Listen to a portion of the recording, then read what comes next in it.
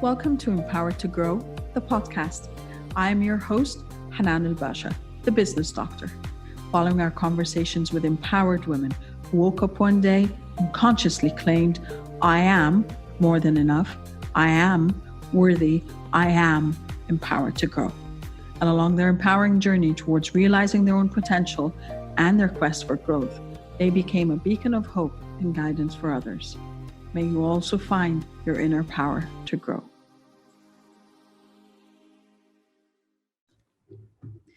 Hello again, everyone. Welcome to another episode of Empowered to Grow, and this is our Unchartered discussions. As you know, we can never stop at just one episode, so we have to keep going because there's so many things that bubble to the surface that we just want to address.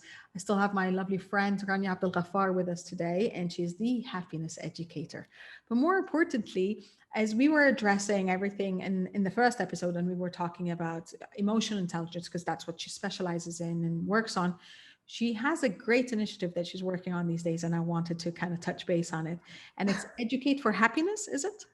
Yes. And I love the name, of course, and I want to know more. What's Educate for Happiness? If you look for the definition of education, it will tell you that education is providing a person with the knowledge and skills that will advance him towards his own well-being and happiness. This is the role of education. Yes. Okay. Theoretically. Theoretically. And education has come to a point where it's doing exactly the opposite. Yes. All right. Because education, of course, is not just the academics. Yes. All right. Education is everything, through schooling system, through academics, of course, through extracurriculars, through even the life education, the raising up. All this adds to who you are. This is the way you get educated. Even your mistakes are a route towards your own education. That's true. So we are using this theoretical definition and trying to make it a reality, using the truth of education to bring people to understand themselves and build their own capacities, their knowledge, their skills towards being productive in their life. And so we are providing info, knowledge, and in a certain phase, we're going to provide training. Okay. So that they build up their own capacities towards their own well-being. Okay. And we're going to provide in a further phase, inshallah, areas where they can produce, because the productivity equation is input, process, output. This is how you produce. Yes. So we give them the input resources of knowledge and skills. We help them with updating their own processing systems, which is the multiple intelligences that I told you about before. Yeah. It's how you process the information and what makes you actually unique. And then the output, we are trying to provide a place or environment where they can produce. That's for happiness. We are trying to provide them with education that would give them the productivity, which is happiness. Because in my field, I define happiness with productivity. Okay. If you are productive in your relationship, you become happy. If you're not, you're unhappy. If you're productive in your work, in something that you love doing, because the utmost productivity, the flow comes when it is something that you love. Yes. So if you are reaching your ultimate productivity, that will need you to be working on the thing that you really are able to do and that you love doing. Okay, I have to stop you here. So I understand productivity when it comes, as you said, to work, because there's an output, whatever it is, that output, whether you're service-based, product-based, or within a certain framework. But how could you be productive in a relationship? That's a beautiful question. Okay, a relationship, as we said, is two people. And there is a bridge between the two people. They are two independent entities where there is a bridge of moving forward and backwards. We're giving and taking. Giving and taking and receiving. Yes. That's productivity. Okay. In order So to it's give, not just a one-way path. you need to be productive. Input, process, output. The same way goes there. Input, process, output. You know what I mean? Of course, without this sense of codependence or, no, you're standing. You are two people where there is a cycle of productivity going, whether through communication, whether through service, whether through and love languages. Yep. and communication and service can be verbal, emotional, mental, spiritual, So as long as you have this bridge functioning well, paved well, things going and coming, finding that that person has a role in your life or adds flavor to your life that makes the process even nicer, the more productive you are in your relationship, the more things are going and coming, So from that perspective, then, an unproductive relationship is the one that leads to the relationship diminishing, whether that be a romantic relationship, a family relationship, or whatever, a friendship, a work relationship.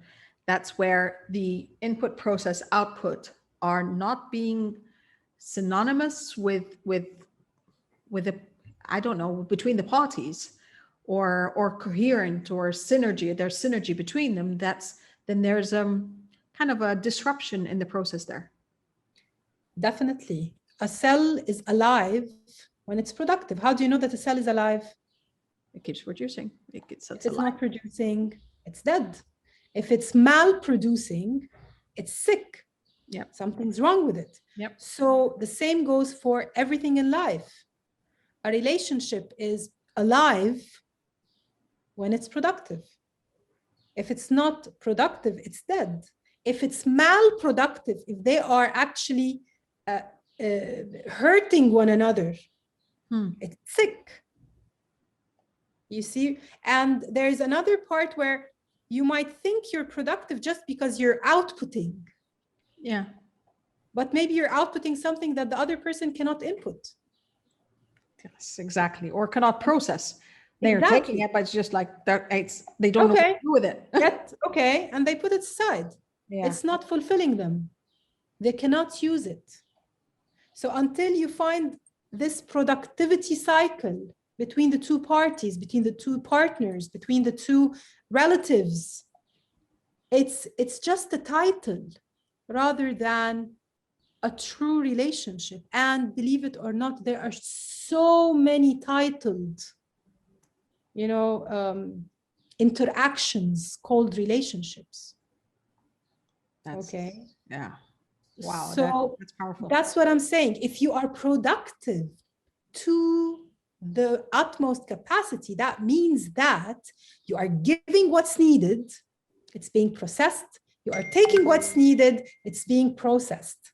You see? So if you do that in a relationship, it's a happy relationship.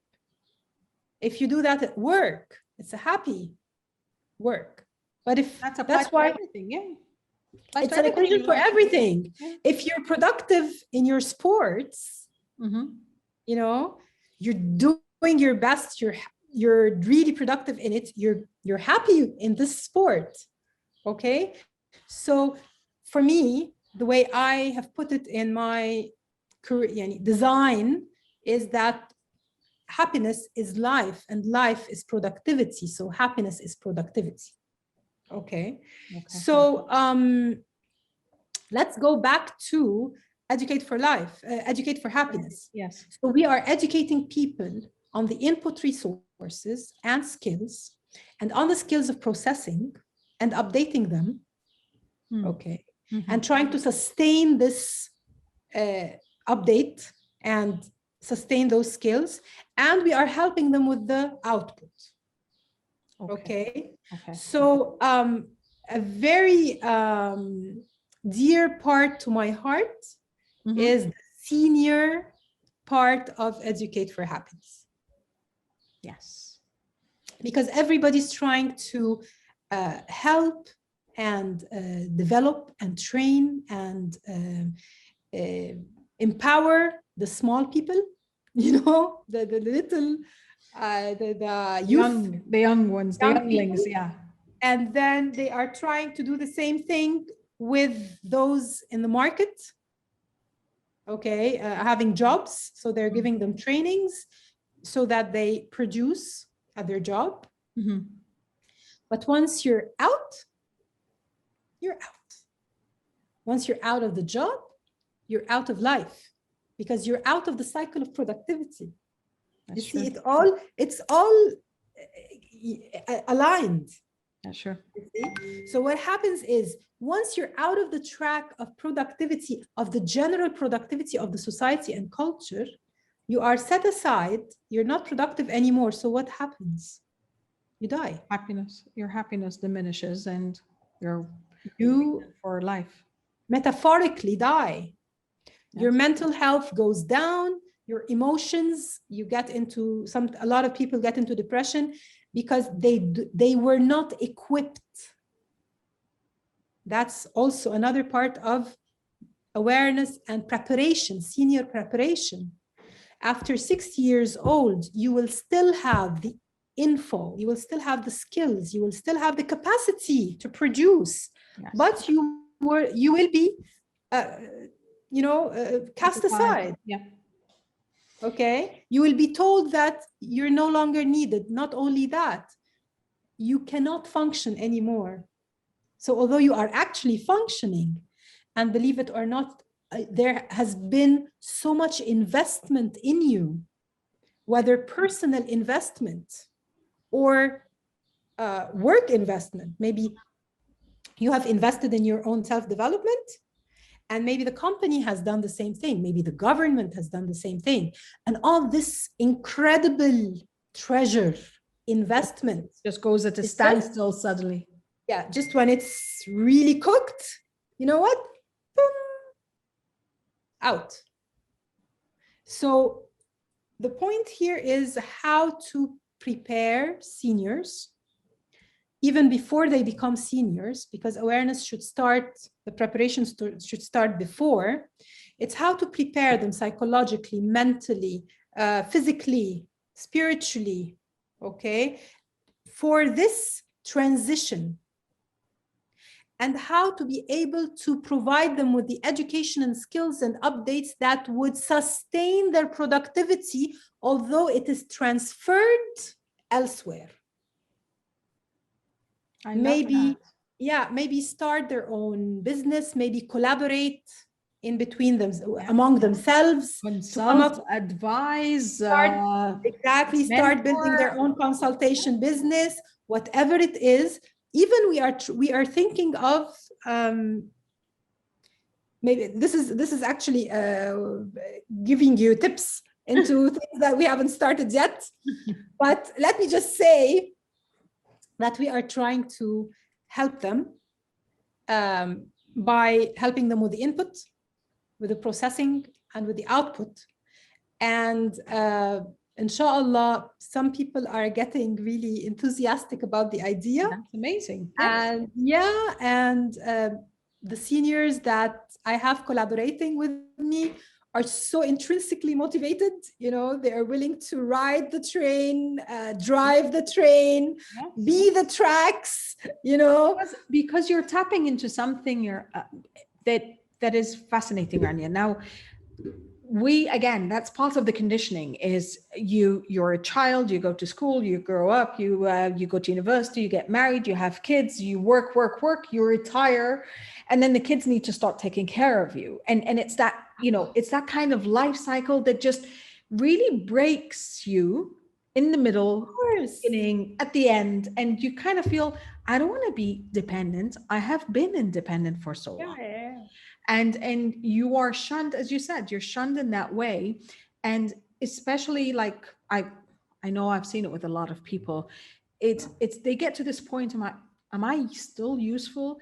And one of the fascinating things for me was when I was reading about Ikigai, and I'm sure you know Ikigai, and the Japanese concept of the purpose of life, is their revelation that the Japanese language has no word that translates to retirement. Really? Because they don't retire. And that's why the Ikigai, it's that sense of purpose, that sense of life. It's why they have blue zone of, the people that are over 100 years old and they're still active, they're still productive. That's exactly what they were doing, is they could transition out of a job into the garden, into community, into service, into doing something that they still feel like there is a reason to wake up tomorrow. There is a reason to get out of bed. There is something to do every day. And we all know that when you're productive in that sense, you're productive that you want to take care of your health, you want to take care of your wellness, spiritually, emotionally, physically, mentally, and you become more productive because you become a source of happiness and of wellness and of wanting to disperse this energy around, and more people could get that triple impact effect from everyone. So I love your initiative. I love it. And you're describing a battery, Okay. Yeah, truly, because you fill up. Yes. And you have your power and you're giving out. Mm-hmm. So until you're full, you're not a happy battery. And until you're full, you can't really help other people. No, you can't recharge anyone else. Yep. Exactly. Let me touch base on one point here that is a point that I really talk about in my lives. It's handicapping elderly people, handicapping seniors under the title of love and respect. And that's not only done by work, by letting them go and saying, you have done your share, so you can now relax and rest. It's also done by their kids. It's also done by the culture. It's also done by the way we raise one another up. And handicapping is setting limitations on them. That's I mean, if they want to go get themselves some water from the kitchen, why do I tell my father or my mother, no, sit, I'm going to get it for you? I understand it's out of love and respect, but what are you actually doing to them? You're telling them you're incapable of doing it yourself. Not only that, even if they take it, by the way, sometimes they raise us up to do that. Mm-hmm. But what you're actually doing is God created the legs to move, to provide for oneself. If you're not giving the legs that opportunity, the legs won't function when you want them to function. And then you will really feel old. Okay. Physical, mental, emotional, physical, mental, emotional, and you go into that loop. Instead of empowering people, you are handicapping them. So the question would be, so Rania, you wouldn't respect and you wouldn't love your parents and you wouldn't go get them the stuff. I would help them. I would facilitate for them their own self-provision. And believe it or not, sometimes it takes more time and effort. Remember those times, even with our kids, when your spouse or the culture tells you, go study with your kids. Yeah. And you say, no, they should learn it their way, Does that mean that you're leaving them or letting away with it? I'm telling you, I used to sit in my bed and, do like this, because I know that most probably tomorrow they're going to get a big 0. All right. And that was one time. Another time was, instead of teaching them, I would ask them. And I remember my kids were very upset with that way, because the way some of their friends were taught by their parents at home was, sit there, I'm going to tell you, you say it. You repeat it. That's the repetition. Learn. And so I would hold the book and say, okay, so tell me, why so-and-so? And you would have this look, and mommy, that's not underlined. Yeah. That's not underlined for the test. Like, okay. That's not what we had to do right now. Yeah. Exactly. So what I used to say was, although I was losing more time, more effort, more energy, okay, it's not the easy way. No. People think it's the easy way if you don't teach your kids the way everybody does. No, it's actually, you are facilitating, you are empowering them. Yeah. You are giving them the tool. Yeah. You know, I do that with our son now. I mean, we've got the virtual schooling and stuff, and he comes and tells me, Mommy, I need your help with math.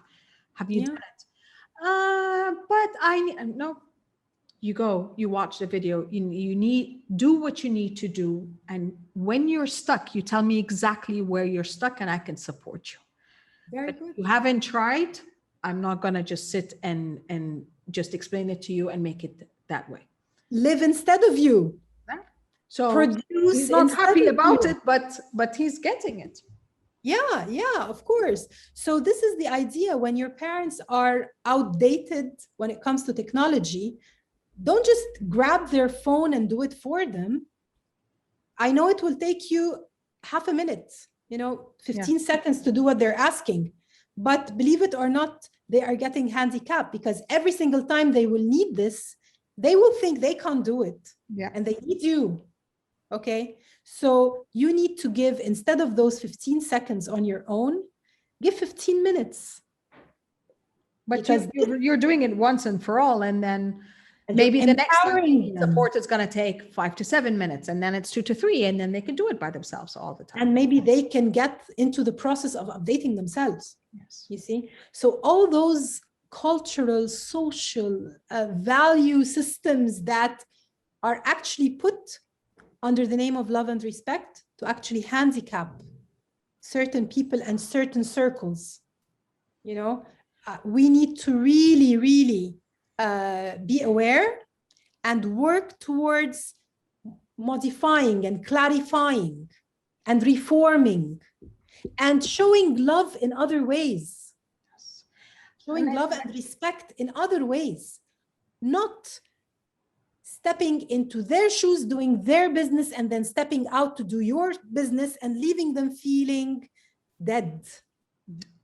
And I love that, because that actually, it's not just about seniors. It's not just about specific group or children even. It's about all of us. As you said, it's about reconditioning what the foundation that we have been placed on.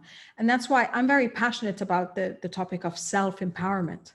So, and like my slogan is empowered you empowers others, because understanding that, yes, I can support you, I can coach you, I can guide you along the way, but I don't need to be there all the time, because you need to establish your own motivation and your own style and your own empowerment pool of arsenal of tactics, of strategies, so you can move on and do this not only for you, but for those around you. And then they can go out and do this. I love the concept of the sprouting of the idea. And I even say to people, like, you don't have to keep working with me. You will outgrow me at a point in time, and that's okay. Go and find someone who takes you to the next level, or to a different level, or address another area that I'm not, equipped to support you in. And that is empowerment for me, is being able to get the guidance, get the seeds, as we were talking first, and then feeding, nurturing, growing those seeds yourself, and then you can take it on from there. Beautifully put. I love this empowerment pool. That's a very nice. Yeah. You need that. You need that. You can't do it with just one thing. Rania, I lost you there. Yeah. Hello? Yeah, I lost you there, but yeah. So yeah, we were talking about the empowerment pool, because it's not one strategy that you can support someone with. It's not one tip. It's not one trick. It's kind of a collection of things. There are things that, as we were talking earlier, things that address life, and things that address just certain situations, and things that address, today I woke up and I'm not feeling it. I don't know what I'm feeling. I just don't feel like myself. What do I do from here? And those are the kind of things that, again, it does not take a moment. It takes some time. We're reconditioning decades of our life. Oh, yes. Oh, yes. And that's in itself. And as with your initiative, which is beautiful, I love the initiative. And inshallah, we'll talk about it a bit further, Inshallah. how I could support you in any way I can. Please do. I need you on my team. Truly. And then it is about that, and that's why I'm very, very passionate about the topic. And when I thought, how can I come from a place of service, it was about that. It was about empowerment, it was about mindset, it was about business, it was about foundations. That's why I talk a lot about the house of cards and setting the foundation and getting your seeds and all the things that could appear cliche, but in essence, they are what propels you forward. You're so true. That's true. Yeah. Rania, it has been beautiful talking to you, and it's been It always is. to you. Talking to you, Hanan, always is really nice and beautiful and invigorating. And, things just, as you said, they sprout. Thank you, my friend. Thank you for joining us today. Once again, empowered you empowers others. And you can empower those that you love. You can empower those that you work with. You can empower those that you live with in so many more ways than just doing it on their behalf. You support them in doing it for them to do it on their own behalf. Love, abundance, and prosperity to you all. We'll see you next time. Thank you for listening to the Empowered to Grow podcast. For further engagement with a tribe of empowered women, join my Facebook group, Empowered to Grow, or visit my website, www.hananalbasha.com. I'll catch you on the next episode. And until then, know that empowered you empowers others. Love, abundance, and prosperity to you all.